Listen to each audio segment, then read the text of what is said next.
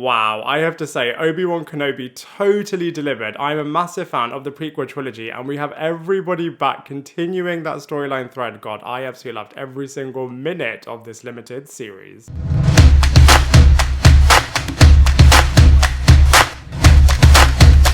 What is up, everybody? Welcome back to my channel, Lifestyle Critic. I hope you're having a brilliant day. So in this video, we are going to be reviewing the 6 episodes of Obi-Wan Kenobi. And just from the offset, I wanted to say, I absolutely love this series. I have always said, if you check out all of my reviews to do with Star Wars, I've always said that Anakin Skywalker and Obi-Wan Kenobi are two of the best characters that Star Wars has ever created. But not only that, not only just to do with Star Wars, I feel like they are two of the best characters that ever have been created in film in general. Just their heritage, their history, the fact that they were a master and apprentice relationship that just turned so dark, and just the relationship that these two characters have brilliantly portrayed by Ewan McGregor and Hayden Christensen, absolutely incredible. And so not only do you have all of this incredible heritage between these two characters, but you've got oodles of nostalgia, Easter eggs, and you also have other brilliant characters surrounding these two titans. And we've also got the rematch of the century, which is just so brilliant. Revenge of the Sith is easily one of the best movies, I think, ever created. Easily the best Star Wars movie ever created. And the fact that we get to see a bit of a continuation, what happened next with all of these different characters, the growth that the Obi-Wan Kenobi character has from being totally destroyed at the end of the third movie. Both characters, in fact, were both totally destroyed by the end of the third movie, and just the different paths that they've gone on since then over those 10 years, and now they're refacing each other.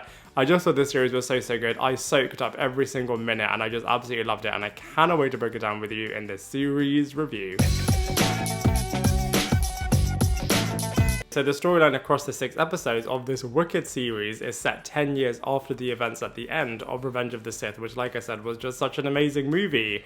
And we get to see the early adventures of Obi-Wan Kenobi and Leia Organa against the Empire, which I do actually think was really clever. I know a couple of people were a little bit disappointed that it wasn't the early adventures of Obi-Wan Kenobi and Luke Skywalker, but we do kind of see that happening in A New Hope. And in A New Hope, we also know that there is a bit of history between Leia and Obi-Wan Kenobi, so it was really great to kind of fill in those pieces and to see what happened between these two legendary characters. Now, from a positive point of view, I absolutely love, now I'm a big fan of psychology, and I absolutely love the mental state and the exploration, truly from a mental health point of view, of the Obi-Wan Kenobi character, somebody who is so broken and defeated from his entire world just crumbling apart. The entire Jedi Force was just totally destroyed, catastrophically and brutally destroyed at the end of Revenge of the Sith. But not only that, it was destroyed by his Padawan, Anakin Skywalker, so you can understandably see the destruction of this character mentally. And like I said, just so broken, so defeated. But then the growth that this character has across the 6 episodes to then reclaim his legendary Jedi status that we do actually see in A New Hope. How did this character go from being so broken and defeated to becoming this legendary character and just really getting his mojo back was just so brilliant. Of course, this mainly happened in the 6th and final episode, but it was just so brilliant to see. And I just think Ewan McGregor just totally delivered in this series. His line delivery, and even when he doesn't even have anything to say, just the way in which the camera is just zooming into his face, and you can just feel everything that he is expressing. I just feel like Ewan McGregor just totally smashed it with all of his performances. But not only that, we also have Hayden Christensen returning as the awesome Darth Vader character. I've always been a massive Hayden Christensen fan, and I've always defended him against all of the haters that totally destroy his performances in the 2 Star Wars movies that he's played in. But I just think he was a really great Anakin Skywalker, and just seeing all of the history, like I said, between these two characters was just so good. I love their rematch in episode 3, but then in episode 6, God, that really was the rematch of the century. And I was a little bit hesitant and a little bit apprehensive going into this series, as I just think their battle in Mustafar at the end of episode 3 was just so iconic, and I didn't want them to do anything that would take away from that. But actually, what they did do added to it, and I loved the way in which actually Obi-Wan Kenobi was able to then become the legendary Jedi, because in some ways Anakin Skywalker, unintentionally or intentionally, was able to help him relieve him of that burden, because he said, look, I was the person that killed Anakin Skywalker. I just think that final 6th episode was just so good, literally movie level event. And just from an emotional point of view, you can just feel everything that these characters are going through. And just the series as a whole, I love the way in which Star Wars just really does focus on a bit of an intimate storyline and then suddenly expands it into this massive battle that just suddenly takes place. And you always get to see the rebels thinking that they are going to be victorious, but then the Empire just always have another trick up their sleeve, and just all of those quintessential Star Wars elements and aspects definitely were prevalent in this series. And I love how faithful it was to not only the prequel trilogy, but also did connect it to the original trilogy really, really well. I believe one of the writers did describe this as episode 3.5, and I think that's the perfect way to describe it. At one point, it was actually going to be a movie, but after Solo didn't do that well, they turned it into a bit of a series, and I think that it was the right decision to make. I mean, I would have loved it to have been a movie, but I just feel like as a series, you can just explore so much in so much more time, and I just think they did it so well. It felt super epic. Like I said, I absolutely love these characters. Of course, Clone Wars really did bring them to the heart of so many more characters and so many more people. And I just think this series just elevated itself so well. All of the action sequences are absolutely brilliant. All of the emotional sequences are really, really great. And also, we get to explore the Skywalker kids. And like I said, I think it was the right decision to focus on Leia's early years with the Obi-Wan Kenobi character, but still having hints of Luke Skywalker in there as well is really, really great. However, from a negatives point of view, I do agree with some of the criticism that the early episodes did definitely have some pacing issues. But that being said, I think you can look past them anyway because it does have so many other good things as well.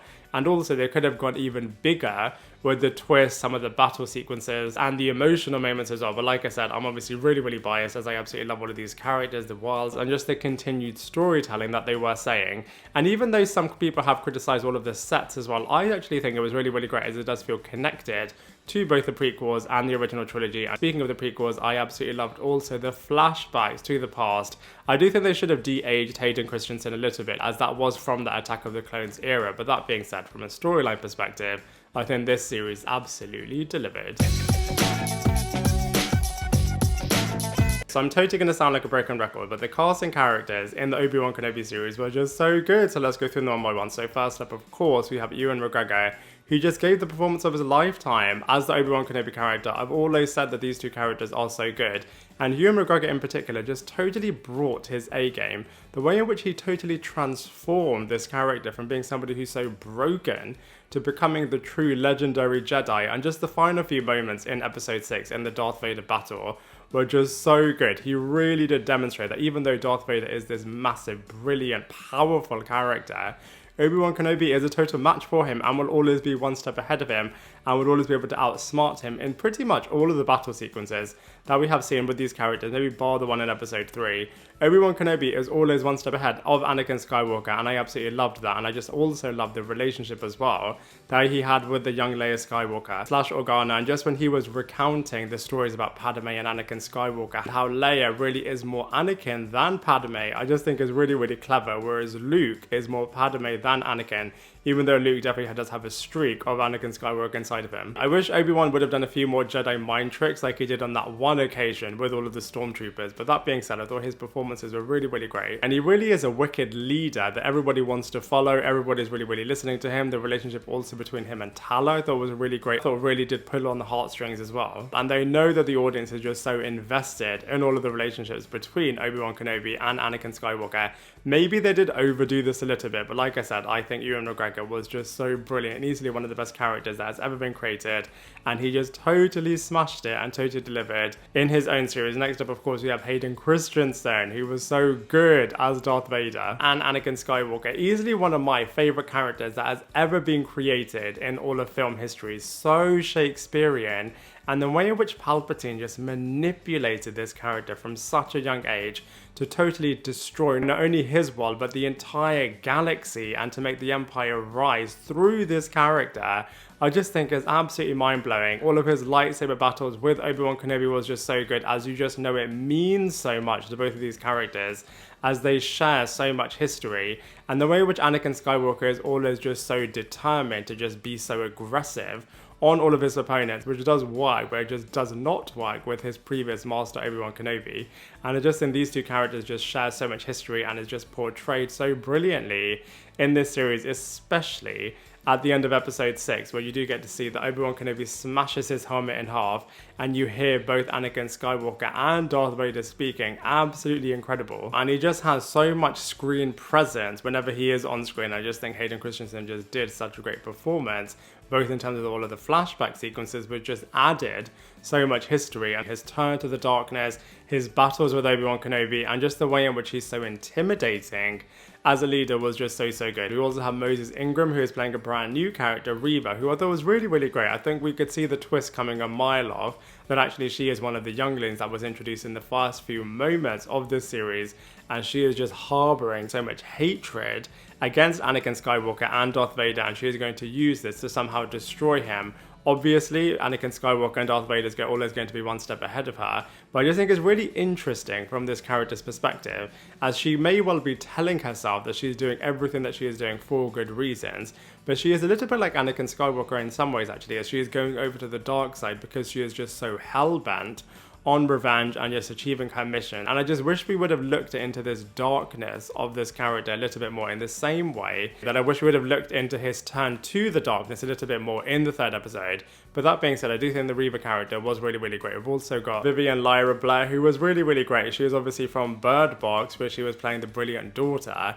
And in this series, she is playing Leia Organa Skywalker, and I just think she is recapturing Carrie-Anne Moss's spunky attitude from the original trilogy so well, and I loved her relationship as well with Obi-Wan.